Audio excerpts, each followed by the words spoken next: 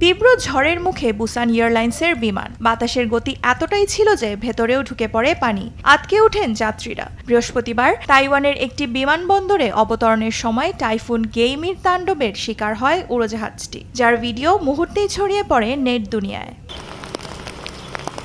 তাইওয়ানের পূর্ব উপকূলে আছড়ে পড়েছে টাইফুন গেইমি। বুধবার মধ্যরাতে তাইওয়ানের পূর্ব ইলান কাউন্টিতে এই ঝড় আঘাত হানে। ভারী বৃষ্টিতে তলিয়ে যায় রাজধানী তাইপের অনেক জায়গা। অব্যাহত রয়েছে বৃষ্টি ও দমকা হাওয়া। প্রাণ হারিয়েছেন কয়েকজন।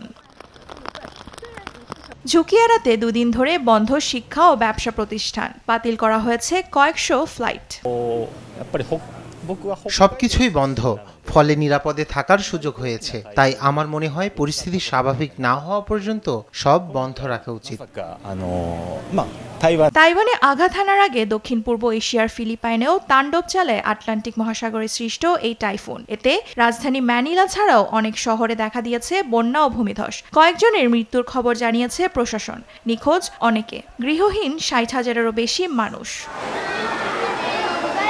চলছে উদ্ধার অভিযান। আটকে পড়াদের নিরাপদ আশ্রয়ে সরিয়ে নিতে সংশ্লিষ্ট মহলকে নির্দেশ দিয়েছে দেশটির সরকার।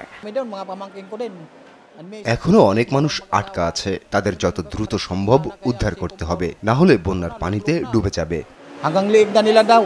টাইফুনটি বৃহস্পতি বা শুক্রবারের মধ্যে চীনের ফুজিয়ান প্রদেশে আঘাত হানার পূর্বাভাস রয়েছে। ফলে বন্ধ রয়েছে সেখানকার ফেরি, ট্রেন ও অন্যান্য পরিষেবা। প্রস্তুতি হিসেবে জারি রয়েছে সতর্কতা। দেওয়ান মুবাশশিরা হোসেন, নিউজ ডেস্ক, দেশ টিভি।